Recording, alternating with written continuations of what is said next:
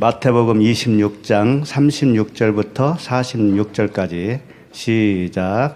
예수께서 제자들과 함께 겟세마네라 하는 곳에 이르러 제자들에게 이르시되 내가 저기 가서 기도할 동안에 너희는 여기 앉아 있으라 하시고 베드로와 세배의 두 아들을 데리고 가실새 고민하고 슬퍼하사 이에 말씀하시되 내 마음이 매우 고민하여 죽게 되었으니 너희는 여기 머물러 나와 함께 깨어 있으라 하시고 조금 나아가사 얼굴을 땅에 대시고 엎드려 기도하여 이르시되 내 아버지여 만일 할만하시거든 이 잔을 내게서 지나가게 하옵소서. 그러나 나의 원대로 마옵시오 아버지의 원대로 하옵소서 하시고 제자들에게 오사 그 자는 것을 보시고 베드로에게 말씀하시되 너희가 나와 함께 1시간도 이렇게 깨어 있을 수 없더냐. 시험에 들지 않게 깨어 기도하라. 마음에는 원이로되 욕심이 약하도다 하시고 다시 두 번째 나아가 기도하여 이르시되 내 아버지여 만일 내가 마시지 않고는 이 잔이 내게서 지나갈 수 없거든 아버지의 원대로 되기를 원하나이다 하시고 다시 오사 보신즉 그들이 자니 이는 그들의 눈이 피곤함일러라. 또 그들을 두시고 나아가 세 번째 같은 말씀으로 기도하신 후 이에 제자들에게 오사 이르시되 이제는 자고 쉬라. 보라 때가 가까이 왔으니 인자가 죄인의 손에 팔리느니라. 일어나라 함께 가자. 보라 나를 파는 자가 가까이 왔느니라. 아멘. 네.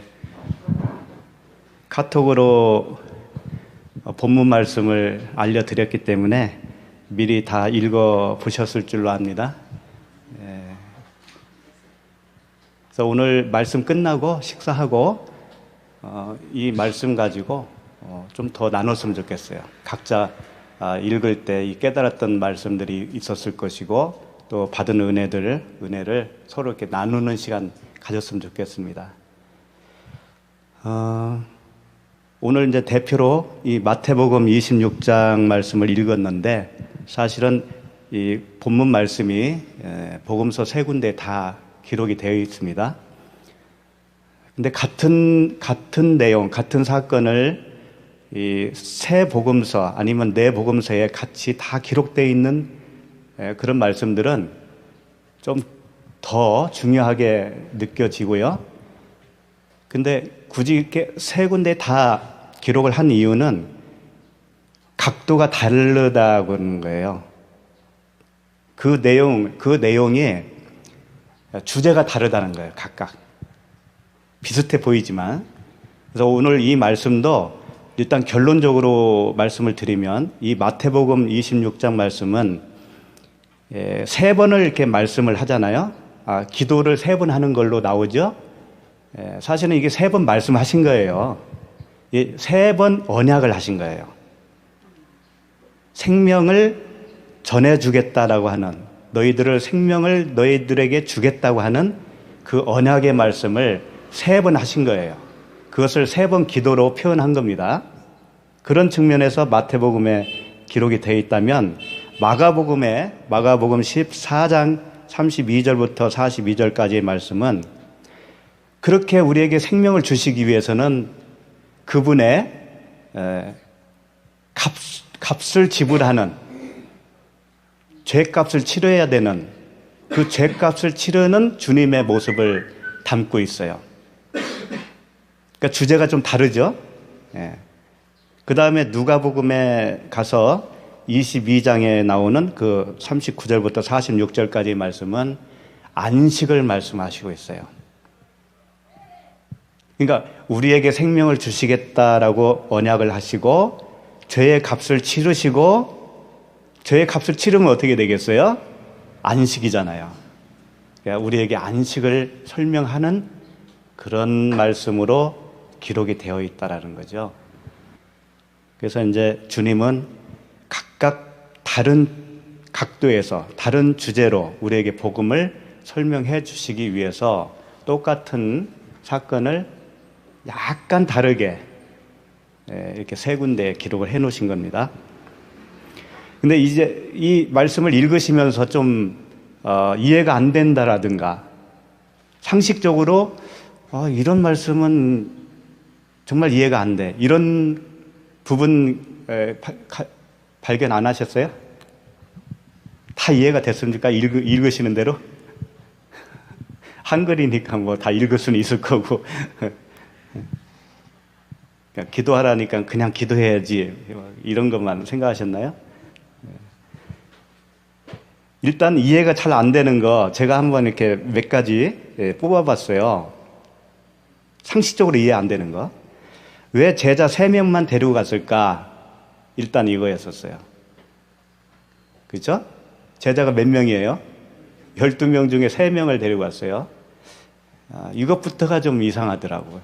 그 다음에 주님이 이 3명의 제자를 데리고 겟세마네 동산에 가셔서 뭐라고 하셨냐면 자기가 고민하고 슬퍼하고 죽게 되었다라고 말씀하셨어요. 주님이시잖아요. 명색이 주님. 우리하고는 급수가 다른 주님이신데 왜 그분이 고민하고 슬퍼하고 죽게 되었다라고 스스로가 자신의 심정을 말씀하셨을까? 이게 잘 이해가 안 됐어요. 그 다음에 세 번째는 왜 제자들과 함께 기도하지 않으시고 일부러 떨어져서 기도하셨나? 떨어져서 기도하시고 와서 제자들이 자고 있으니까 왜 자냐고 그랬잖아요. 그럴 바에는 같이 기도하시지. 같이 손잡고 기도해도 될 거고. 그러니까 왜 이렇게 하셨을까라고 하는 거죠. 그 다음에 왜 3번을 꼭 기도하셔야 됐을까라고 하는 거죠. 기도 내용도 별거 아니었잖아요. 그렇게 긴 내용도 아니었잖아요. 그 같은 내용을 3번을 하셨어요. 그 다음에는 왜 제자들은 매번 자기만 했을까? 응? 이상하잖아요. 기도하고 오셔서 보니까 또 자고 있어. 또 기도하고 와 보니까 또 자고 있어요. 3번이나 그랬단 말이죠. 그럼 이 사람들이 무슨 노동을 하고 왔나? 힘든 일을 하고 왔나? 아니면 잠을 못 잤나? 이게 이제 지금 저녁 시간이거든요. 밤이에요, 밤. 밤이니까, 뭐 깊은 밤은 아닐 거니까 아직 안 자도 되잖아요. 예. 그런 얘기는 아니겠죠. 그래서 매번 자기만 했어요. 참 이상하잖아요, 그게. 그래서 이 성경은요, 겉으로 읽어보면요, 모순투성입니다. 그걸 발견하셔야 돼요, 일단은. 이 비정상으로 보이는 부분이 너무 많아요. 왜 그러냐면 그 안에 있는 내용 때문에 그래요. 그 내용을 우리에게 담아서 줘야 되기 때문에 겉에 보면 좀 다르다고요. 보통 소설책과 다르고 다큐멘터리하고 다르다고 이게. 마치 그 땅속 깊은 곳에는 생수가 흐르듯이 그걸 땅을 봐서는 생수가 있는지 없는지 저는 알 수가 없잖아요. 그런 것과 같아요. 그래서 오늘도 이 본문 내용을 자세하게 더 잘 이해하기 위해서는 지금 이 말씀이 어떻게 해서 이렇게 왔나, 전개가 어디서부터 되었나, 이걸 좀 살펴보는 게 좋아요. 그러니까 앞뒤 문맥을 좀 보시는 게 좋다 이거죠. 그래서 한번 살펴보면 26장 같은 장의 14절을 보시면은요. 14절 보시면 그때에 12 중에 하나인 가룟 유다라 하는 자가 대제사장들에게 가서 말하되 내가 예수를 너희에게 넘겨주리니 얼마나 주려느냐 하니 그들이 은 30을 달아주거늘 그가 그때부터 예수를 넘겨줄 기회를 찾더라. 무교절의 첫날에 제자들이 예수께 나와서 이르되 유월절 음식 잡수실 것을 우리가 어디서 준비하기를 원하시나이까. 이제 이 말씀들을 보면 일단 가룟 유다가 예수님을 팔 생각을 이제 결정을 했어요. 그리고 은 30을 아예 받았죠. 이제 예수님은 유다의 손에 의해서 팔리는 겁니다. 이제 팔리기로 작정이 된 거예요. 그리고 이때가 언제냐면 무교절의 첫날이라는 거죠. 무교절 첫날에 이 저녁을 먹어야 되는데 어디서 준비할까요? 이런 걸 보면 이제 유월절이 시작이 된 겁니다. 유월절은 뭐예요? 양을 잡는 거잖아요. 예수님이 그 다음날 십자가에서 죽으시는 거예요. 네. 그러니까 십자가에 죽으시기 바로 전날 밤이란 말이죠, 이게. 그런 임박한 그런 배경을 먼저 우리가 알고 계셔야 돼요. 네. 그러니까 예수님이 이전에는 여러 가지 이적도 베푸시고, 가르치기도 하시고 그랬지만, 이제 여기서부터는 본인이, 죄인으로서 팔려가는 거예요. 고난이 시작된 거라고요. 그 다음에 21절 보시면 그들이 먹을 때에 이르시되 내가 진실로 너희에게 이르노니 너희 중에 한 사람이 나를 팔리라 하시니 그들이 몹시 근심하여 각각 여짜오되 주여 나는 아니지요. 그러니까 너희 중에 나를 팔 자가 있다. 그러니까 서로 이구동성으로 나는 아니지요. 그랬던 거예요. 근데 가룟 유다까지 그런 질문을 했다라는 거예요. 가룟 유다까지도. 23절 대답하여 이르시되 나와 함께 그릇에 손을 넣는 그가 나를 팔리라. 떡을 먹을 때 이게 그릇이 좀 큰 그릇이 있어서 거기에 담겨 있는데 각각 손을 넣어서 이렇게 가져갈 거 아니에요? 그런데 예수님과 같이 그 그릇에 손을 넣는 사람이 있을 거라는 거예요. 가룟 유다겠죠. 이것은 왜 이런 말씀을 하실까요? 그리고 꼭 이런 일들이 생겨야 될까요? 그릇에 함께 손을 넣는다는 얘기는 뭘까요? 가룟 유다는요, 12 제자 중에 한 사람입니다. 그러니까 12제자 중에 한 사람이니까 제자잖아요. 제자예요. 제자인데 예수님과 동일시하는 거예요, 지금. 한 그릇에 손을 같이 넣었다라는 것은 예수님과 유다가 같은 동질이라는 얘기예요. 같은 동무가 되는 거예요, 그 순간부터. 무슨 말씀이냐면 예수님이 죄인이 되는 거예요. 예수님이 죄인이 되어서 이제 죽으시는 거잖아요. 가룟 유다가 죄인의 대표로 등장을 하는 거예요. 그러니까 결론은 가룟 유다가 누구냐면 우리예요, 우리. 그러니까 12명의 제자 중에 한 사람인데 가룟 유다가 되어서 죽고 그래야 12제자가 되는 거예요. 그러니까 내가 가룟 유다로 죽고 그래야 제자로 태어나는 거예요. 가룟 유다하고 예수님은 이제 같은 죄인이 된 겁니다. 같은 그릇에 손을 넣었어요. 이것을 27장 3절 보시면 조금 더 표현을 좀 합니다. 27장 3절에 보시면 그때에 예수를 판 유다가 그의 정죄됨을 보고 스스로 뉘우쳐 그 은 30을 대제사장들과 장로들에게 도로 갖다 주며 이르되 내가 무죄한 피를 팔고 죄를 범하였도다 하니 그들이 이르되 이것이 우리에게 무슨 상관이냐 내가 당하라 하거늘 유다가 은을 성수에 던져놓고 물러가서 스스로 목매어 죽은지라. 대제사장들이 그 은을 거두며 이르되 이것은 핏값이라 성전구에 넣어둠이 옳지 않다 하고 의논한 후 이것으로 토기장이의 밭을 사서 나그네의 표지를 삼았으니 그러므로 오늘날까지 그 밭을 피밭이라 일컫느니라. 네, 이게 무슨 말씀일까요? 그리고 제가 여기 좀 생략이 됐는데 예수님을 잡으러 갔을 때 가룟 유다가 예수님과 어떻게 하던가요? 입맞춤을 하잖아요. 허깅을 하죠? 입맞춤이 뭐라고 그랬죠? 예배라고 그랬죠. 하나님과 입맞춤하면 그게 예배인데 가룟 유다는 예수님과 입맞춤을 했어요. 그건 죄인이라는 거예요. 같은 죄인이라는 거예요. 그러니까 이런 사건들을 통해서 예수님이 지금 죄인으로 십자가를 향해서 가고 있다.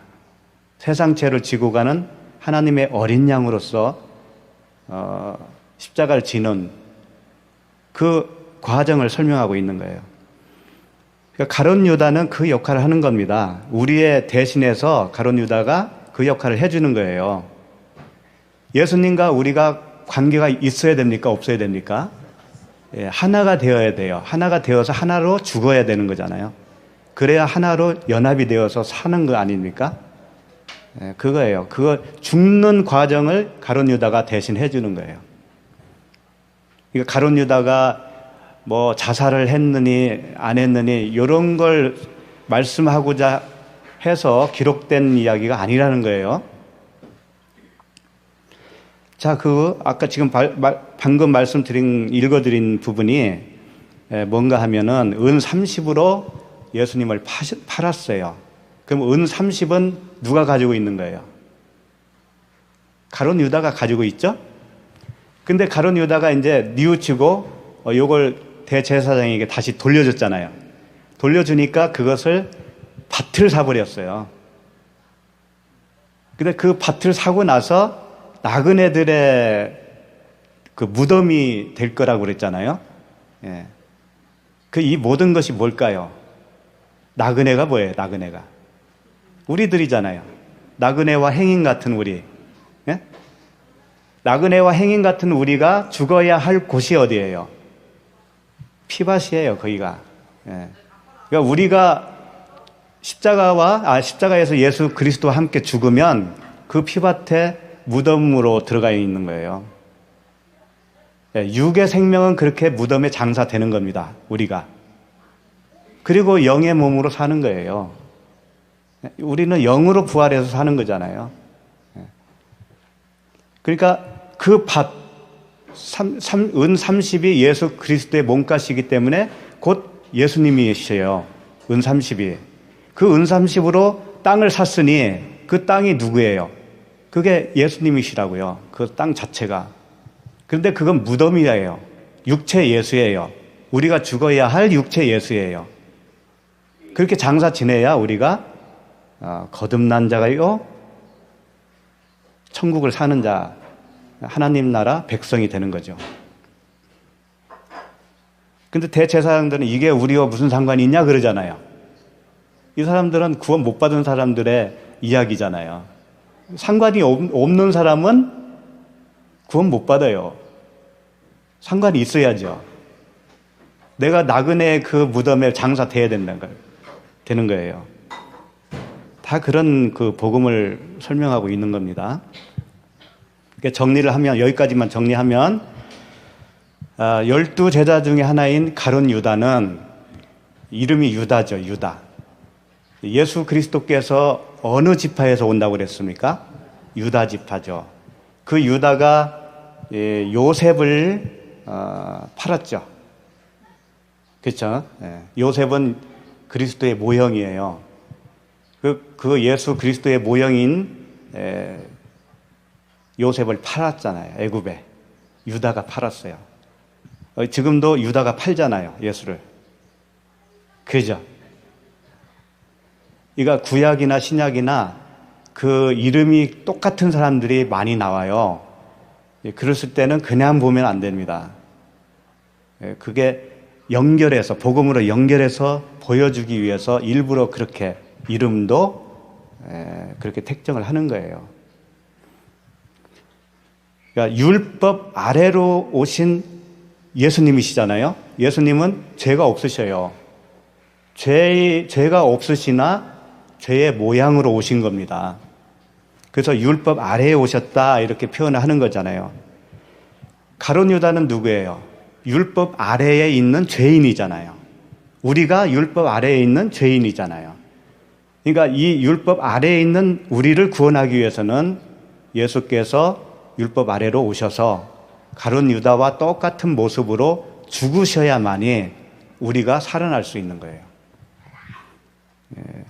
그래서 같은 그 유다라고 하는 지파에서 오신 예수 그리스도를 가룟 유다를 통해서 또 한 번 복음을 설명해 주시는 겁니다.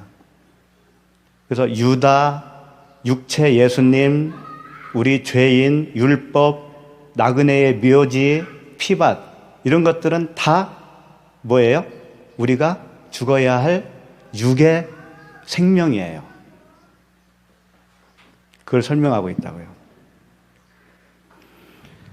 예수께서 죄값을 치르지 않고는 결단코 구원이 일어날 수 없다라는 것을 보여주시는 대목이죠. 그게 뭐냐면 예수님이 정말 그 은혜를 주시지 않으면 안 된다고 하는 것을 어떤 면에서 또 보여주시냐면요. 그 12 제자들의 배신을 통해서 알려줘요. 주님이 십자가에 죽으시고 부활하기 이전에는 다 실패하는 거예요. 호언장담했던 베드로까지도 다 실패하는 거예요. 그걸 철저하게 보여주시는 겁니다. 그래서 오늘 이 본문 말씀은 가룟 유다가 이제 팔기로 작정하고 또 여기다 한번 보죠. 그 26장 31절 한번 보세요. 26장 31절 보시면 그때 예수께서 제자들에게 이르시되 오늘 밤에 너희가 다 나를 버리리라. 기록된 바 내가 목자를 치리니 양의 떼가 흩어지리라 하였느니라. 그러나 내가 살아난 후에 너희보다 먼저 갈릴리로 가리라. 그러니까 오늘 밤에 예수님이 십자가에 지기 전날 밤에 다 나를 버리고 도망간다 이거예요.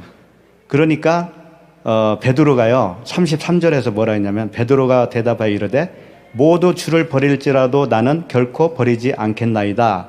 이렇게 호언장담을 했단 말이죠. 그러나 결국은 호언장담대로 되지 않았잖아요. 그러니까 결단코 주님의 십자가의 그 은혜가 없으면 우리는 구원받을 능력이 없어요. 아무리 금식하면서 내가 결단을 해도 그건 며칠 못 가요. 약발이 없다고 이건. 그런 거 가지고 안 된다고요. 그러니까 그걸 철저하게 보여주는 거예요. 그리고 아까 32절에 그러나 내가 살아난 후에 주님이 죽으시고 살아난 후에야만 가능한 건데 후에 너희보다 먼저 갈릴리로 가리라 그랬죠. 그래서 갈릴리 호숫가에서 제자들을 만나 주셨잖아요. 이 갈릴리라고 하는 의미가 회복된 땅이라는 그런 의미를 담고 있어요. 그러니까 왜 갈릴리 그러잖아요. 내가 갈릴리에서 만날게. 이게 회복되었다 이거예요, 이제는. 이제 구원이 이제 완성되었다 그런 얘기예요. 거기서 너희들을 만나줄게. 그러나 아직은 아니야. 이 과정을 다 넘어야 되는 거야. 그러시는 거예요.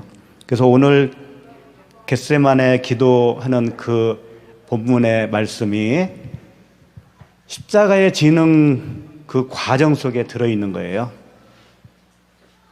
그걸 엄두에 두시고, 그러니까 철저하게 예수님은 죄인의 모습으로 여기서는 표현하고 있는 거예요. 철저하게. 그러니까 내가 죽게 되었다 그러잖아요. 심히 민망하고 슬프고 그런 단어들을 사용하시는 거죠. 그러면 26장 36절 다 같이 읽겠습니다.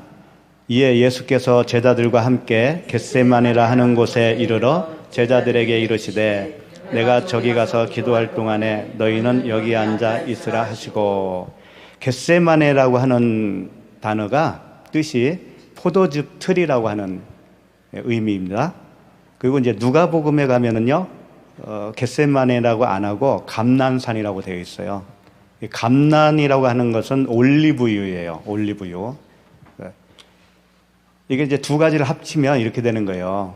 포도즙을 짜는 곳라고 하는 의미고, 기름을 짜는 곳이에요. 기름을 짜는 곳. 예수님이 이제 그 포도즙 틀에 들어가시는 거예요. 기름을 짜기 위해서 기름 틀에 들어가시는 거예요. 그래서 거기서 포도즙을 내고 기름을 내는 겁니다. 포도즙 기름은 그리스도, 성령을 상징하고 있죠. 거기서 죽으셔야 성령으로 부활하시는 거니까. 그것을 말씀하시고 계시고요. 그 다음에 37절 읽을게요. 시작. 베드로와 세베대의 두 아들을 데리고 가실새 고민하고 슬퍼하사. 네. 여기서 이제 베드로와 세베대의 두 아들이라고 되어 있는데 마가복음에 가서는 베드로와 야고보와 요한 이렇게 되어 있어요. 세베대의 두 아들은 누구냐면 야고보와 요한이에요. 형제입니다. 근데 왜 이 세 사람을 데리고 갔을까? 그리고 이 세 사람이 현장에 있었음에도 불구하고 이 복음서를 기록한 사람들은 이 세 사람 중에 아무도 없어요. 요한만 있죠. 근데 요한복음에는 요 내용이 없습니다. 겟세마네 동산 이야기가 없어요. 근데 누가 기록했냐면 마태, 마가, 누가가 기록했잖아요. 그런데 이 기록 내용을 보면은 마치 옆에서 본 것처럼 하고 있잖아요. 근데 사실 그 옆에 있었어도 예수님이 기도한 내용을 들을 수 있어요, 없어요? 없죠. 떨어져 있었으니까. 돌 던질 만큼이니까 상당히 거리가 있고요. 그 다음에 잤잖아요, 이 사람들이. 졸았잖아요. 잤으니까 그 내용을 들을 리가 없잖아요. 그러면 이걸 기록할 수가 없어요. 더군다나 마태, 마가, 누가는 여기에 있던 사람들도 아니란 말이죠. 그러니까 성경을 사람이 기록한 것으로 보면 큰일 나는 거예요. 다 성령께서 하셨다라는 증거예요, 이게. 이런 것만 봐도. 기도의 내용을 언제 들었겠어요? 잤는데. 그러니까 잤기 때문에 마가에게 나중에 전해줬다고 치더라도 전해줄 수가 없잖아요. 어떻게 전해줘? 나 자느냐고 못 들었어. 무슨 기도했는지 몰라. 이렇게 될 텐데. 그렇죠? 그리고 이제 여기서 고민하고 슬퍼하사 그랬습니다. 이것은 아까도 설명해 드렸지만 주님이 철저하게 그 율법 아래로 오신 죄인된 모습으로 여기에 들어간 겁니다. 죽으러 들어가신 거예요. 포도즙 틀에 자기가 죽어야 되잖아요. 그러니까 율법 아래에 있는 죄인들의 모습을 자기가 그려줄 수밖에 없어요. 그렇잖아요. 율법 아래에 있는 죄인들의 상태가 뭐냐면 뭐예요? 고민하고 슬퍼하는 상태라는 거예요. 그게. 우리도 다 그런 전철을 밟았잖아요. 고민하고 슬퍼했어요. 우리들이. 복음을 모를 때. 그걸 본인이 우리를 대신해서 묘사를 해주는 겁니다. 그분이 십자가를 지기 싫어서 겁이 나서 그런 말씀이 전혀 아닌 거예요. 그렇게 생각하시면 오해입니다. 38절 읽겠습니다. 이에 말씀하시되 내 마음이 매우 고민하여 죽게 되었으니 너희는 여기 머물러 나와 함께 깨어 있으라 하시고. 그러니까 죄가 없으나 죄인된 모습으로 오셨던 주님이 이제 죽게 되었다고 그러잖아요. 네, 진짜 죽는 거예요. 네, 그렇게 표현하신 겁니다. 그리고 나와 함께 깨어 있으라는 말은 어떻게 하는 게 깨어 있는 걸까요? 그러니까 눈만 뜨면 깨어 있는 건가요? 그런 의미는 아니겠죠. 근데 여기 보면은 함께라고 그랬죠. 함께. 함께. 나와 함께 깨어 있으라 그랬어요. 그 의미는 주님과 하나가 되어라 그런 거예요. 그리고 주님의 뜻을 알아라. 지금 내가 여기 겟세마네 동산에서 하는 모든 일들을 너희들이 무슨 의미인지 알아봐. 깨어서 알아라. 근데 알까요? 모를까요? 몰라요. 주님과 연합을 해라. 그 아버지의 뜻을 좀 알아먹어라. 내가 하는 것이 무엇인지 좀 깨달아 봐라. 이런 의미였었어요. 근데 주님이 십자가를 지고 죽으시고 장사한 지 3일 만에 부활하시기 이전에는 알 수 있어요, 없어요? 전혀 모르는 거였어요. 나중에 성령이 오셔야만이 그 의미를 아셨던 거죠. 그러니까 이 사람들이 잘 수밖에 없는 거예요. 모르니까. 39절, 조금 나아가사 얼굴을 땅에 대시고 엎드려 기도하여 이르시되 내 아버지여 만일 할만하시거든 이 잔을 내게서 지나가게 하옵소서. 그러나 나의 원대로 마옵시고 아버지의 원대로 하옵소서 하시고, 여기서 보면 조금 나아가서 얼굴을 땅에 대시고 엎드려 기도했다고 돼 있죠. 이것들이 어떤 우리에게 전해주고자 하는 내용이냐면, 철저하게 그분은 죄인의 모습으로 들어갔다고 하는 것을 우리에게 보여주는 거예요. 얼굴을 땅에 댔다. 땅하고 자신의 얼굴을 동일시하는 거예요. 그리고 엎드려 기도했다.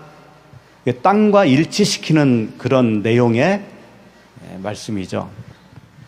그리고 누가복음에서는 이 대목에서 어떻게 설명하고 있냐면, 그들을 떠나 돌 던질 만큼 가서 무릎을 꿇고 기도하여, 이렇게 되어 있어요. 돌 던질 만큼 가서 무릎을 꿇고 기도했다, 이렇게 설명을 하고 있습니다. 여기 마태복음에서는 어떻게 되어 있어요? 무릎 꿇었다는 얘기는 없고 얼굴을 땅에 대시고 엎드려 기도했다, 이렇게 표현하고 있어요. 근데 이게 다 같은 의미의 말씀들인 거예요. 그러면 돌 던질 만큼 가서 무릎을 꿇었다라는 의미가 뭘까요? 돌은 뭘까요? 돌은 두 가지가 있어요. 성경에서 말하는 돌은 하나인데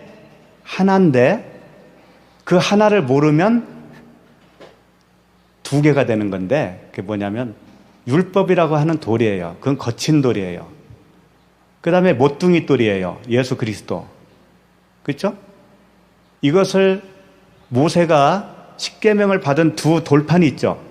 그걸로 설명하고 있는 거예요. 첫 번째 깨트린 돌판, 그 다음에 두 번째 가지고 내려온 돌판, 이 두 개의 돌판으로 복음과 율법을 설명하고 있다고요. 그 모세가 첫 번째 돌판을 깨트렸죠.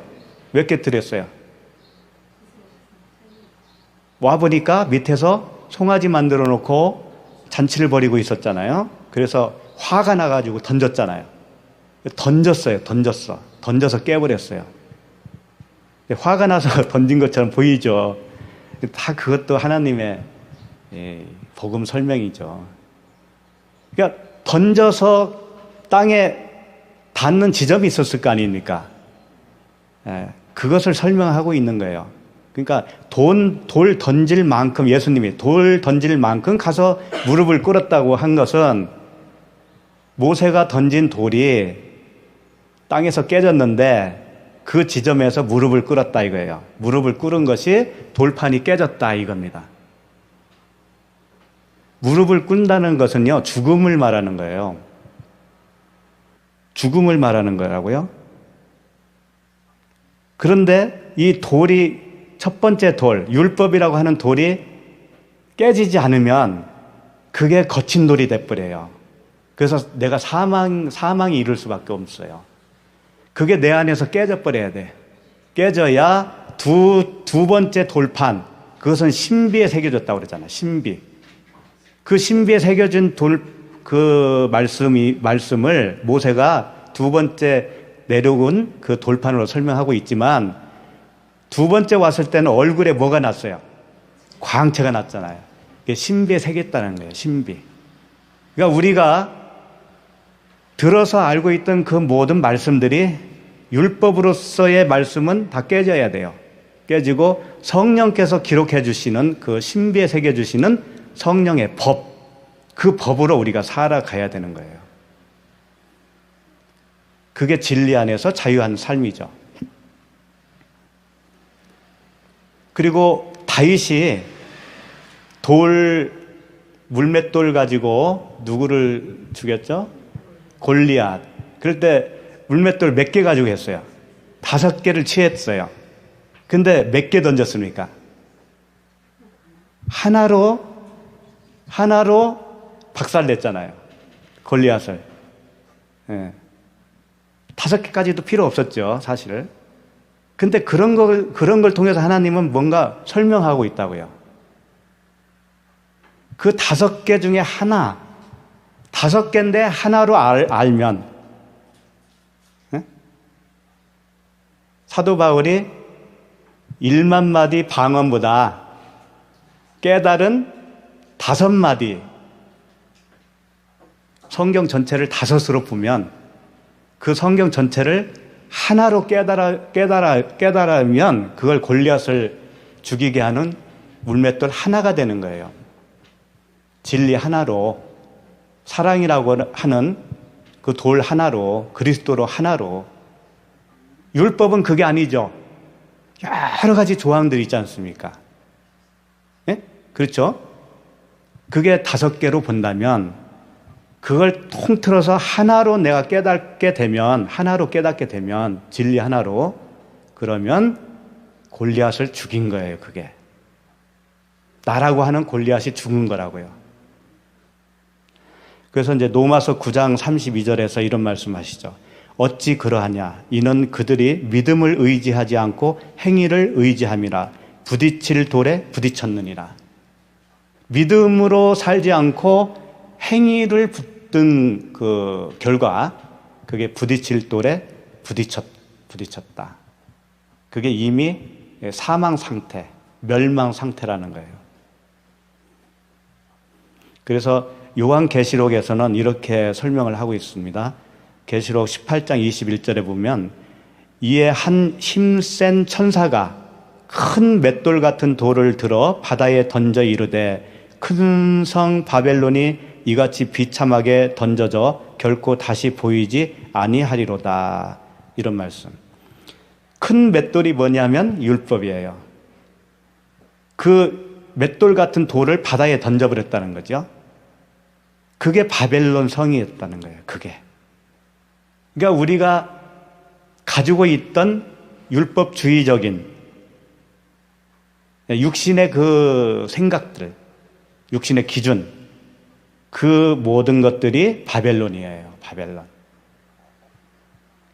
그게 바다, 세상이라고 하는 그 바다에 던져져 버려야 돼요. 그래서 우리가 사망되어져야 돼요. 그렇게 되면 돌은 같은 돌인데 모퉁이 돌이 되는 거예요. 예수 그리스도라고 하는 모퉁이 돌. 그래서 에베소서 2장 20절에는 이렇게 설명을 하고 있어요. 너희는 사도들과 선지자들의 터 위에 세우심을 입은 자라 그리스도 예수께서 친히 모퉁이 돌이 되셨느니라. 그의 안에서 건물마다 서로 연결하여 주 안에서 성전이 되어가고 너희도 성령 안에서 하나님이 거하실 처소가 되기 위하여 그리스도 예수 안에서 함께 지어져 가느니라. 예수 그리스도께서 모퉁이 돌, 기준돌인 거예요. 기준. 그분이 기준이 되어지면 그 기준에 의해서 벽돌이 쌓아지겠죠. 건물이 지어지겠죠. 우리 한 사람 한 사람이 건물이에요. 건물. 예. 어디에 있든지, 세계 어디에 있든지 우리가 그 복음 안에 있다면, 그리스도라고 하는 모퉁이 돌과 붙어 있다면 우리는 서로 연결되어 지어져가는 성전인 거예요. 네. 각자가 성전이면서 그 건물이 뭐라고 그랬어요? 여기 서로 연결하여 주 안에서 성전이 되어가고, 이런 표현이죠. 그러니까 작게는 이 토브 에클레시아, 이 공동체가 나라고 하는 건물 하나로 끝나는 게 아니고 옆에 있는 지체들과 함께 지어져 간다, 그런 겁니다. 함께 연결해서 지어져 간다. 그래서 옆에 있는 지체들이 소중한 거예요. 물론 내가 제일 먼저 성전으로 지어져야 되겠죠. 그렇지만 옆에 지체들과 같은 건물, 이렇게 연결해서 지어져가는 더 거대한 성전으로 지어져가는 거죠. 그래서 천국에서는 하나예요. 하나의 건물이 되는 거죠. 네.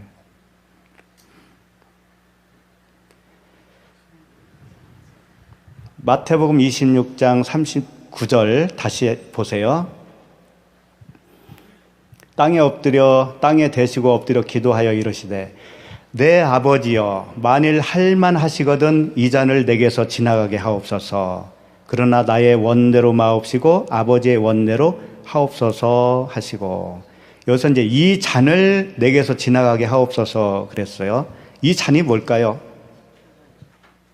예, 잔은 그 잔에 독이 있는 거예요. 그 잔을 마시면 죽는 겁니다. 십자가의 죽음이죠. 그런데 그 잔을 먹어야만이 우리가 해가 없어요.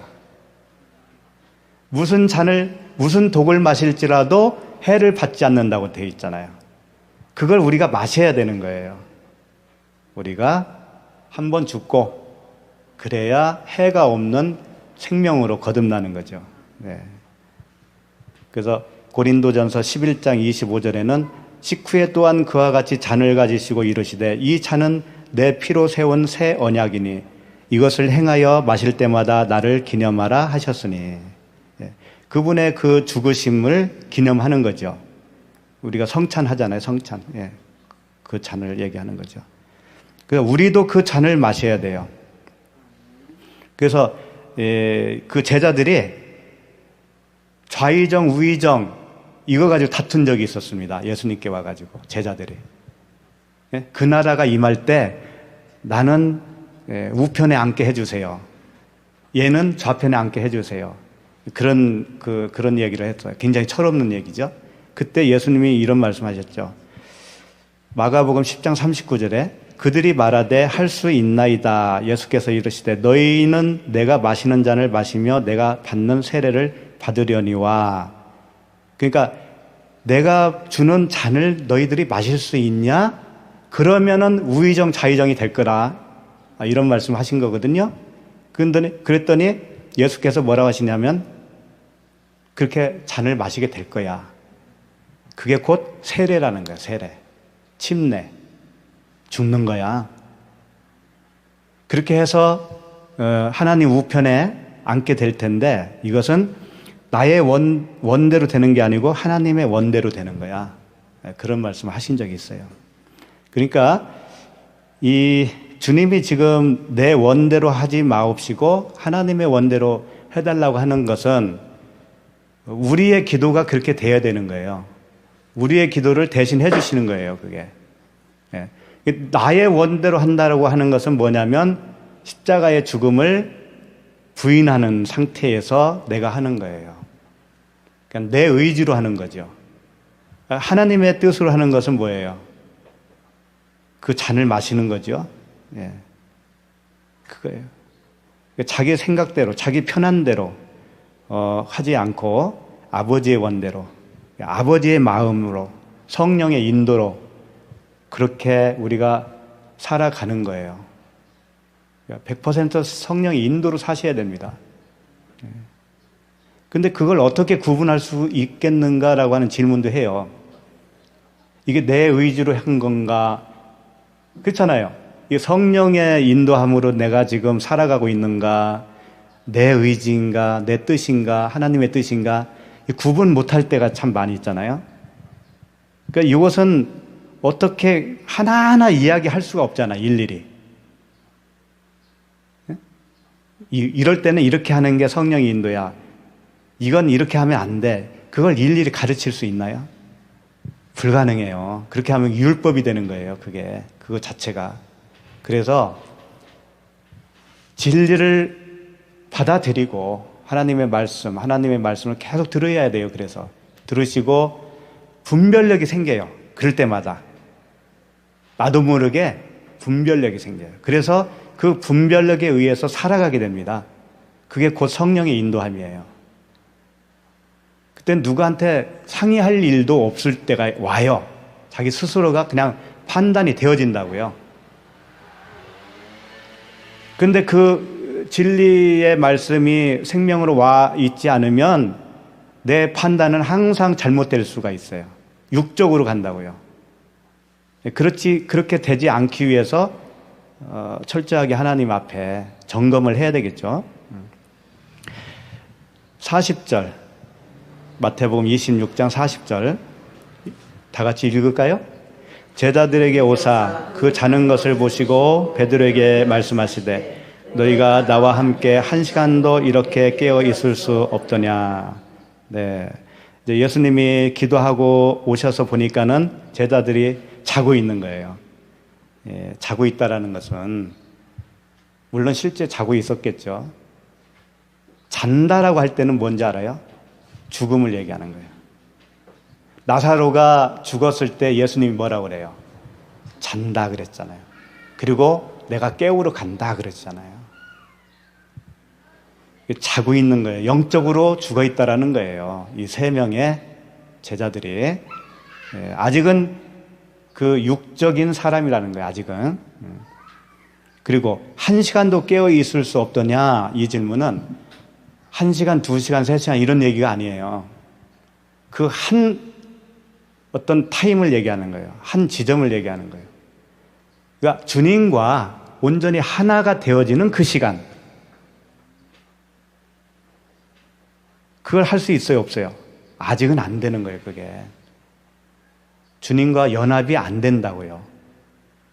주님의 십자가의 그 죽음과 부활을 통과하지 않고서는 한 시간도, 한 타임도, 한 순간도 하나가 될 수 없어요. 그것을 1시간도 깨어 있을 수 없느냐 이렇게 질문하신 거죠. 주님의 뜻을 완전히 깨닫는 순간 그게 연합인데 아직은 모르고 있는 거죠.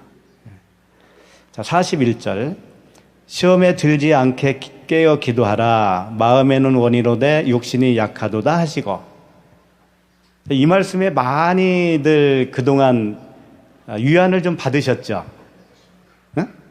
새벽 기도 하라고 하니까 마음은 원이로되 육신이 약해서. 굉장히 이 말씀이 있으니까 위로가 됐잖아요. 그렇죠? 모임에 나가고 싶었는데 육신이 연약해서 그냥 쉬고 싶어서 쉬었어요. 이 말씀을 제대로 알기 위해서는 설명을 잘 들으세요. 그 38절에 있어요. 앞에 26장 38절에 이런 말씀하셨죠. 이에 말씀하시되 내 마음이 매우 고민하여 죽게 되었으니 이렇게 말씀하셨잖아요. 여기서 마음이라고 하는 단어가 보통 마음은 카르디아라고 하는 단어를 사용해요. 예? 마음. 근데 여기서 어떤 단어를 사용했냐면 푸시케. 예수님이 푸시케 혼적인 자기 마음을 죽게 되었다라고 고백을 한 거예요. 이상하죠?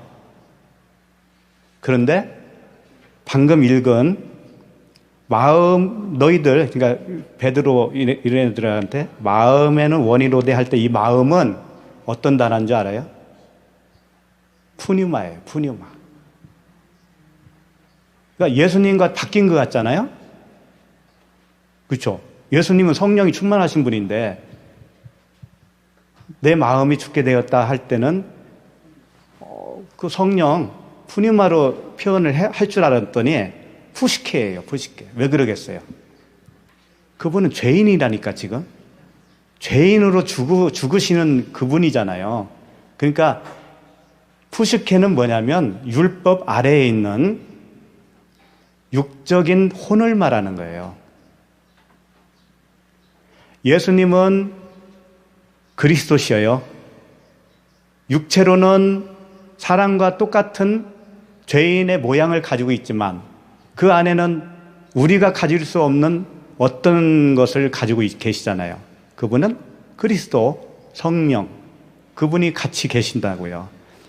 근데 그 영은 죽을 수 있어요, 없어요? 영은 죽는 게 아니에요. 죽을 수가 없어요, 그분은. 그러니까 육으로 죽는 거예요, 육. 푸시케. 그래서 푸시케로 마음이 죽게 되었다. 표현한 거예요. 그러면 오늘 방금 읽었던 너희들 시험에 들지 않게 깨어 기도하라. 마음에는 원이로되 육신이 약하도다. 이 말씀이 이렇게 되잖아요. 푸뉴마, 너희 마음, 푸뉴마로는 원이다. 그러면 영이 원하는 게 뭘까요? 영이 원하는 거. 영이 원하는 것은 바울이 말했듯이 오호라 나는 공고한 사람이다 그랬잖아요. 육으로는 죄의 법을 섬기고 마음으로는 하나님을 섬긴다 할 때 그 마음이 뭐예요? 푸니마겠죠. 푸니마. 그런데 여기 똑같은 얘기예요. 그 푸니마, 마음, 영으로는 하나님을 섬기기를 원하는 거예요. 하나님과 하나 되기를 원하시는 거예요. 원하는 거예요. 우리 마음에 그렇다는 얘기예요. 그러나 아직은 너희들이 약해서 안 된다는 거잖아요. 예? 마음에 그 영으로는 원하지만 육신이 약하다. 이 육신이 뭘까요? 그러면 육신이 강하면 될 거 아니겠어요? 육신이 약해서 그 영이 원하는 걸 이루지 못한 상태니까 그럼 영양제 듬뿍 먹고 운동 열심히 하면 될 거 아니겠어요? 그런 얘기가 아니고 이 육신은 영의 몸을 얘기하는 거예요. 영의 몸. 그러니까 육의 몸이 있고 영의 몸이 있다고 그랬잖아요. 그것을 고린도전서의 15장 우리가 잘 아는 그 부활장 거기에 이렇게 되어 있어요. 고린도전서 15장 44절에 육의 몸으로 심고 우리 겉사람을 얘기하는 거예요. 육의 몸을 심고 신령한 몸으로 다시 살아나나니 이건 먼 훗날 그 부활이 아니고요. 우리 거듭남을 얘기하는 거예요. 거듭나면 신령한 몸으로 다시 살아나는데 육의 몸이 있은즉 영의 몸도 있느니라. 네? 그런 얘기예요. 그러면 질병을 가진 분들이 병상에 누워 있잖아요. 그러면 육이 약하지요. 그분은 그러면 하나님과 영원히 이렇게 하나 될 수 없는 겁니까? 전혀 관계 없잖아요. 오히려 육이 팔팔하면 어떻게 돼요? 예? 육이 팔팔하면 오히려 방해됩니다. 어떤 면에서는. 그러니까 육신이 연약하기 때문에 기도 못했다라는 등 그런 말씀이 이제 통해요, 안 통해요? 그런 말씀이 아니죠. 예. 육이 연약해야 되는 거예요, 원래는. 겉사람은 날로 후패해야 되는 거잖아요. 그러니까 육이 날로 연약해져야지. 그래야 내 속사람이 더 강건해지잖아요. 근데 거꾸로 말하면 안 돼요. 내가 육신이 연약해서 모임에 못 갔다는 등 그런 얘기는 통하지 않는 얘기란 말이에요, 그게. 여기서 그런 얘기 하는 것도 아니고 하나님과의 연합하는데 그 영이 원하는 것은 그 연합밖에 없잖아요. 그렇죠? 그렇게 원하지만 아직은 네가 그 영의 맷집이 없어. 몸에 힘이 없는 거야. 그걸 설명하고 있다고요.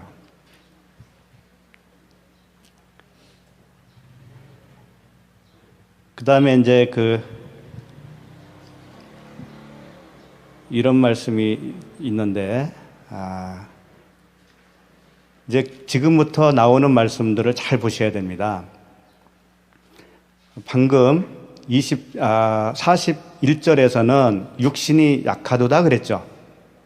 예? 마음에는 원이 돼 육신이 약하도다. 그 다음에 42절에는 뭐라고 되어 있죠? 그 41절에 육신이 약하도다에 이게 밑줄을 쳐놓으면 좋아요. 밑줄을 쳐놓아 보세요. 마음으로라도.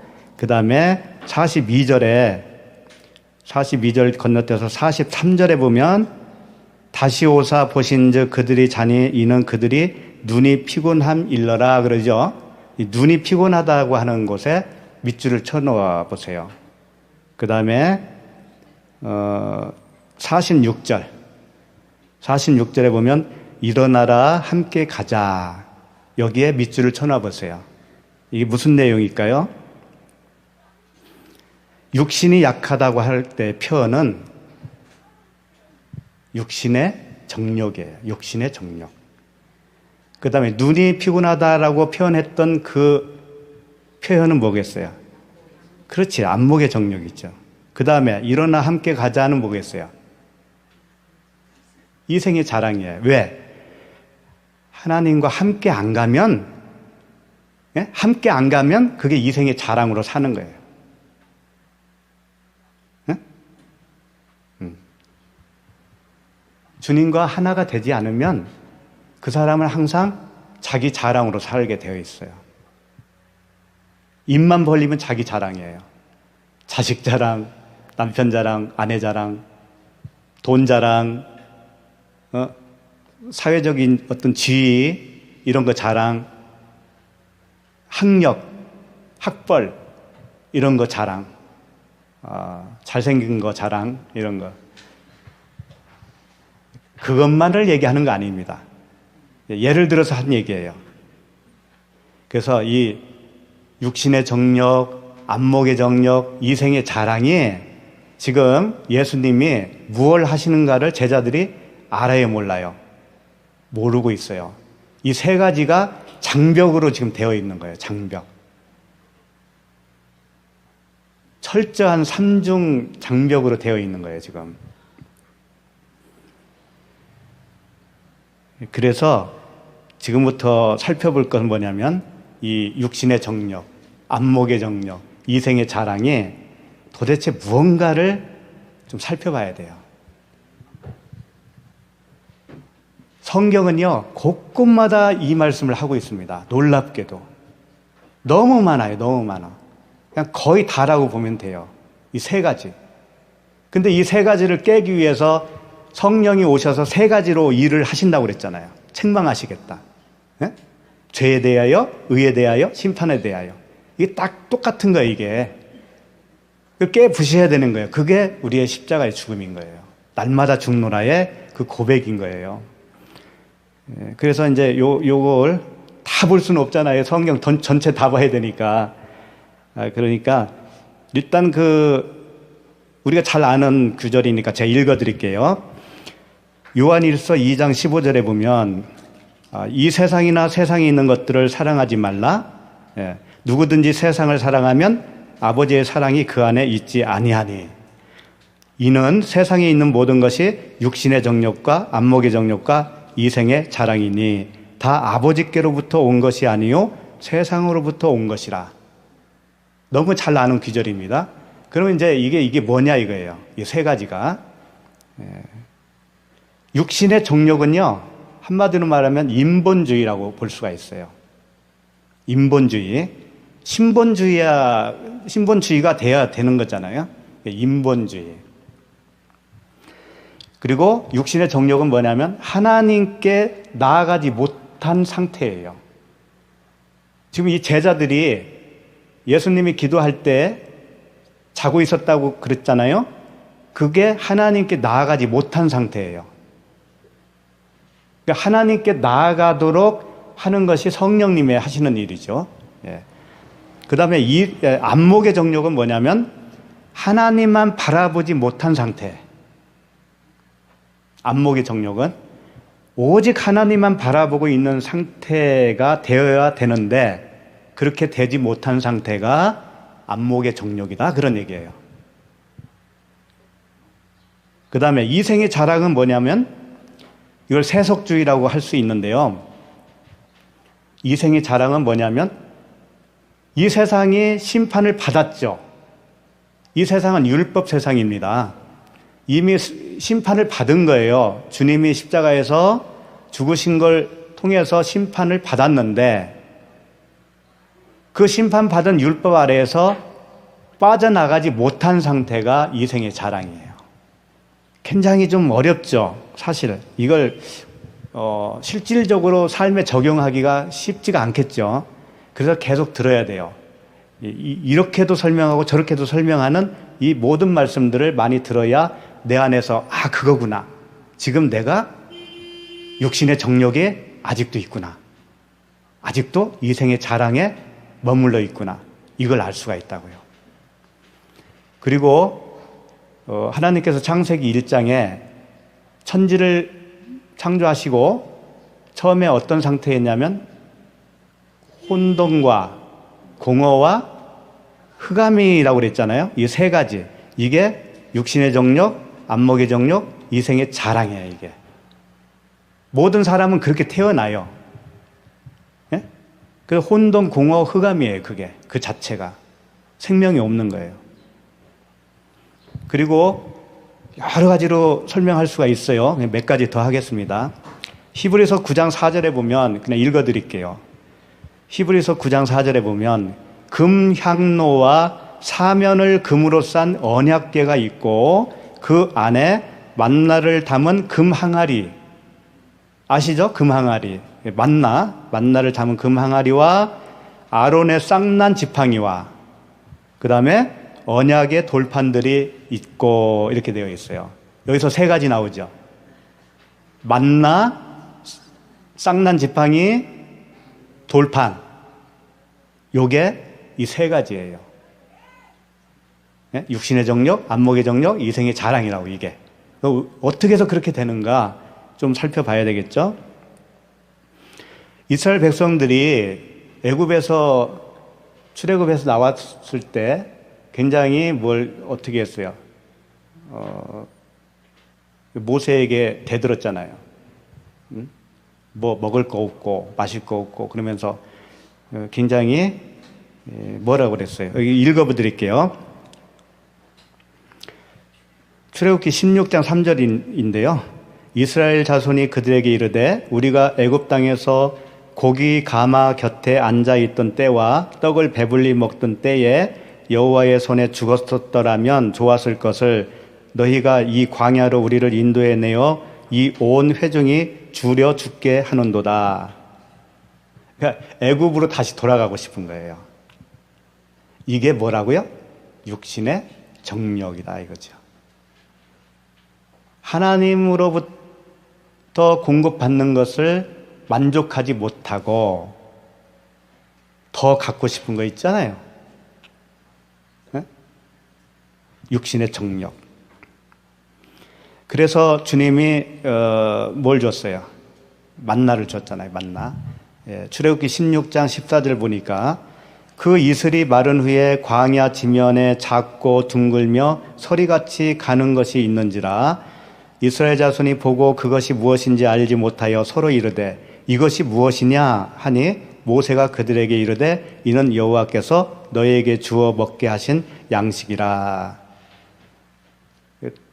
지면에 이제 작고 둥글며 서리 같은 것이 있었어요. 만나였죠? 근데 이 사람들이 그걸 뭔지 몰랐어요. 그래서 이것이 무엇이냐 이렇게 이름을 붙였어요. 만나의 뜻이 그거예요. 이것이 무엇이냐, 이게 뭐지? 라고 하는 뜻이에요. 만나가. 예. 그래서 16장 31절에 보면 이스라엘 족속이 그 이름을 만나라 하였으며 가시같이 희고 맛은 꿀 섞은 과자 같았더라. 만나 이야기가 왜 육신의 정력이냐면 육신의 정력은 육신을 위한 떡으로 알아보는 거예요. 하나님 말씀을 내 육신의 떡으로 알아보는 거. 그게 육신의 정력이에요. 그래서 오병이의 기적을 맛본 많은 이스라엘 백성들이 그 떡만 원했잖아요. 네? 육신의 떡으로만 원했잖아요. 근데 내가 하늘에서 내려온 산떡이다 그러니까 다 도망가 버렸잖아요. 그렇죠? 그러니까 그렇게 보지 못하는 상태가 육신의 정력이라고요. 그 하늘에서 내려온 산떡으로서의 만나로 알지 못하면 그게 육신의 정력이라고요. 그게. 그 다음에 안목의 정력. 돌판 있죠, 돌판. 그게 안목의 정력이에요. 돌판은 뭐예요? 율법이잖아요. 응? 율법. 신명기 9장 16절에 이런 말씀이 있네요. 내가 본즉 너희가 너희의 하나님 여호와께 범죄하여 자기를 위하여 송아지를 부어 만들어서 여호와께서 명령하신 돌을 빨리 떠났기로 내가 그 두 돌판을 내 두 손으로 들어 던져 너희의 목전에서 깨뜨렸노라. 송아지, 금송아지 만든 사건을 얘기하는 거잖아요. 예. 그러니까 하나님의 그 말씀을 모르는 상태, 율법으로 붙들고 있는 상태, 그러니까 하나님을 우상으로 섬길 수밖에 없는 그런 상태, 그게 안목의 정력이에요. 하나님을 못 보는 거예요. 정말 하나님을 못 보는 거예요, 그게. 하나님을 어떻게 볼 수 있어요? 눈으로 보는 건 아니죠? 네? 눈으로 보는 건 아닌데, 그 하나님이 보이는 거예요, 우리에게. 의미로 보이는 거고, 뜻으로 보이는 거고, 깨달아 보이는 거고, 네, 경험으로 보이는 거예요. 그래서 내 안에 그 돌판, 율법의 돌판이 깨지지 않고 있는 상태가 안목의 정욕이다. 그런 얘기입니다. 그 다음에 쌍난 지팡이. 이것은 이제 이생의 자랑이에요. 이생의 자랑. 민수기 16장 1절. 그냥 읽어드릴게요. 레이의 증손 고앗의 손자 이스할의 아들 고라와 루벤 자손 엘리압의 아들 다단과 아비람과 벨렛의 아들 온이 당을 짓고 이제 뭐예요, 이게 구테타를 하는 거예요. 이스라엘 자손 총회에서 택함을 받은 자 곧 회중 가운데서 이름 있는 지휘관 250명과 함께 일어나서 모세를 거스르느니라. 이게 무슨 얘기냐면 쉽게 말해서 이거예요. 모세와 아론을 보면서 그들이 인도해냈거든요. 그들을. 이스라엘 백성들의 리더자잖아요. 근데 이 다른 지파 사람들도 우리도 하나님이 세웠을 것이다. 너희 둘만 세웠겠냐? 이런 얘기예요. 쉽게 말해서. 하나님이 너희 둘만 인정하겠니? 나도 인정할 거 아니야. 라고 하면서 거기에 대해서 모세에게, 아론에게 대드는 거예요. 그러니까는 뭐라고 했냐면 하나님이 이런 얘기를 제안을 하신 거죠. 모세를 통해서. 민수기 17장 6절에 보면 모세가 이스라엘 자손에게 말하매 그들의 지휘관들이 각 지파대로 지팡이 하나씩을 그에게 주었으니 그 지팡이가 모두 12이라. 그 중에 아론의 지팡이가 있었더라. 지파별로 지팡이를 하나씩 준 거예요. 그리고 아론의 지팡이도 거기에 있는 거죠. 이튿날 모세가 증거의 장막에 들어가 본즉 레이 집을 위하여 낸 아론의 지팡이에 움이 돋고 순이 나고 꽃이 피어서 살구 열매가 열렸더라. 그러니까 쌍난 지팡이, 아론의 쌍난 지팡이. 유일하게 아론의 지팡이만 싹이 났어요. 그리고 11지파의 지팡이는 아무런 변화가 없었죠. 이걸 통해서 뭘 알려주신 거예요? 하나님이 세웠다라고 하는 것을 증거로 보여준 거지요. 이생의 자랑이라고 하는 것은 하나님으로 자랑하지 않고 자기 스스로 자랑하는 걸 말하는 거예요. 자랑하는 사람들 있잖아요. 예수 믿는다 하면서도 자랑 많이 해요. 근데 스스로 자랑하는 거예요. 십자가의 은혜만을 자랑하는 게 아니고 그 이의 것을 자랑하는 거예요. 자기의 잘남을 자랑하는 거예요. 자기의 어떠함. 구원을 어떻게 받았는데? 우리에게 어떤 의의가 한 푼이라도 있나요? 그런데 말은 그렇게 하면서도 자랑은 계속해요. 속으로는 드러내고 싶은 거예요, 그걸. 그러니까 이거 모세와 아론에게만 하나님이 영권을 주었다 이런 걸 말하는 게 아니에요. 지금 오늘날 목회자들한테 그 권위를 주었다, 너희들 덤비지 마 이런 얘기가 아닌 거예요. 이게 그렇게 적용하면 또 큰일 나는 거예요. 그게 아니에요. 모세, 아론은 예수 그리스도의 상징으로 보여주고 있는 겁니다. 그러니까 예수 그리스도와 연합되지 않으면 다 이생의 자랑이라고 하는 것을 보여주는 거라고요. 그런 말씀이에요. 한 가지만 더 할게요. 육신의 정욕이라고 하는 것을 이렇게도 표현해 주는 거예요. 신명기 17장 16절 보시면 여기는 한번 펴보시죠. 여기 신명기 17장 16절. 그는 병마를 많이 두지 말 것이요 병마를 많이 얻으려고 그 백성을 애굽으로 돌아가게 하지 말 것이니 이는 여호와께서 너희에게 이르시기를 너희가 이 후에는 그 길로 다시 돌아가지 말 것이라 하셨음이며. 여기에 뭘 많이 두지 말라고요? 병마. 병마는 힘의 상징이죠. 부의 상징이죠. 그러니까 이것은 육신의 정욕이라는 거예요. 하나님께 나아가지 못하게 방해하는 자기 능력이에요. 내가 무능한 자라는 것을 하나님께 전적으로 인정하지 않으면 내 힘으로 살려고 하는 겁니다. 이게 육신의 정욕인 거예요. 하나님께 온전하게 나아가지를 못하는 상태, 이 육신의 정욕이라고요. 그 다음에 17절, 신명기 17장 17절, 그에게 아내를 많이 두어 그의 마음이 미혹되게 하지 말 것이며 자기를 위하여 은금을 많이 쌓지 말 것이니라. 여기서 아내를 많이 두지 말라고 그러잖아요. 이게 뭘까요? 남자들에게 실제 아내가 많이 있다라고 가정했을 때 하나님 보기보다 아내를 많이 보겠죠. 그렇죠? 그러니까 시선을 뺏기는 거, 안목의 정욕, 하나님을 온전히 바라보지 못하는 어떤 것에 시선이 빼앗겨 있는 거예요. 그게 안목의 정욕이다 이거예요. 그거 일일이 나열하지 않아도 알 거예요, 본인들이 다. 그것을 아내를 두지 말아라 이렇게 표현한 겁니다. 그 다음에 은금을 많이 쌓지 말 것이니라. 이게 세 가지입니다. 병마, 아내, 그 다음에 은금. 은금은 뭘까요? 이게 이생의 자랑이죠. 자기를 위하여 은금을 많이 쌓지 말 것이니라. 재산을 자랑한다든가 재물을 의지한다든가 자기 자랑, 자식 자랑, 배우자 자랑 이런 것들.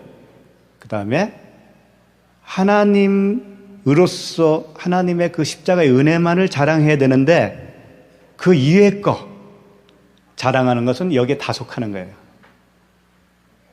십자가 은혜만 자랑하십시다. 네, 네. 그냥 내가 죄인이라고 하는 것만 자랑합시다. 네. 이제 거의 다 돼가요, 이제. 네. 마태복음 본문으로 돌아가야 돼요. 본문 아직 다 안 끝났어. 마태복음 26장 45절이에요. 네. 졸리니까 다 같이 한번 읽어보겠어요. 시작. 이에 제자들에게 오사 이르시되 이제는 자고 쉬라. 보라 때가 가까이 왔으니 인자가 죄인의 손에 팔리느니라. 예수님이 이제 3번 기도하시고 오셔서 하신 말씀이죠. 제자들에게 오사 이제는 자고 쉬라 그랬어요. 자고 쉬라고 했으면 놔둬야 되잖아요. 잘 틈을 줘야 되잖아요. 네? 잘 틈을 주지 않아요. 그런데 46절에 가면 뭐라고 되어 있어요? 네, 쉬라고 해놓고 또 일어나래.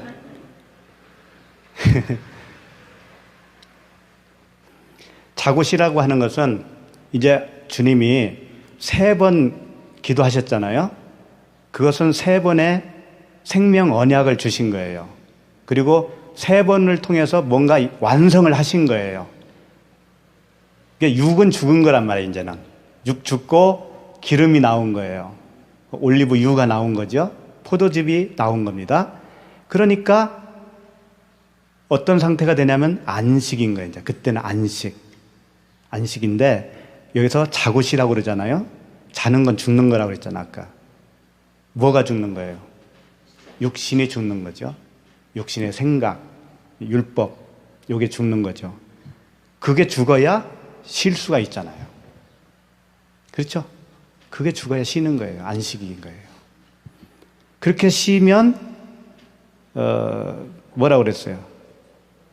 일어나라 함께 가자가 되는 거예요. 쉬는 것과 함께 가는 것이 같은 거라고요. 육신이 죽고 쉬는 거, 안식이 주님과 연합으로 함께 사는 것과 같은 거라고요. 그러니까 일어나라 함께 가자라고 할 때 그 일어나라고 하는 단어가 에게이로라고 하는 단어인데요. 단순히 일어나는 거라고 하는 것보다는 살아나다 그런 거예요. 주님이 3일 만에 살아나셨다 할 때 이 단어를 쓰시거든요. 살아났다. 그리고 자는 나사로를 내가 깨러 간다 할 때 그게 에게로예요. 에게이로. 그러니까 일어나라 라고 할 때는 너 이제 살아났어. 내가 기도할 때 너는 잘 수밖에 없었던 그 상태에 있지만 이제는 완성이야. 일어나 이제는. 이제 됐어. 이제 부활이야. 그런 뜻이죠. 함께 가자. 함께 가자. 주님과 함께 가야 되는 거예요. 우리가 이 땅에서 살지만 우리의 영은 주님과 함께 사는 거예요. 하늘에서 사는 거죠. 땅적 존재에서 하늘적 존재로 일어나서 함께 사는 겁니다. 그리스도와의 연합이죠. 그래서 우리에게 남아있는 그 육신의 정력, 안목의 정력, 이생의 자랑이 돌판이 깨어지듯이 우리 안에서 그 모든 것이 이 세 가지입니다. 육신의 정력, 안목의 정력, 이생의 자랑. 이게 돌판이에요. 이게 깨져야 돼요. 깨지고 오직 하나님께 나아가고 육신의 정력 깨지면 하나님께 온전히 나아가는 거예요. 그 다음에 그 안목의 정력이 깨지면 어떻게 돼요? 하나님만 바라보게 되겠죠. 하나님만 바라보는 거예요. 그 다음에 그 이생의 자랑 그것이 깨지면 어떻게 돼요? 주님과 연합이 되어지는 거예요. 주님과 온전히 연합. 자랑은 주님밖에 없는 거예요. 그런 상태가 다 되어서 안식의 삶을 살기를 바랍니다. 기도하겠습니다. 하나님 아버지, 주님께서 겟세마네 동산에서 포도즙을 짜듯이 기름을 짜듯이 자신을 죽여서 우리의 의가 되게 해주신 그 놀라운 은혜를 감사합니다.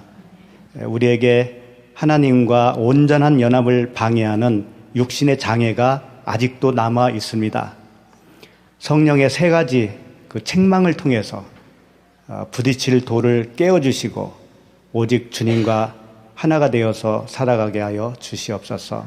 예수 그리스도 이름으로 기도합니다. 아멘.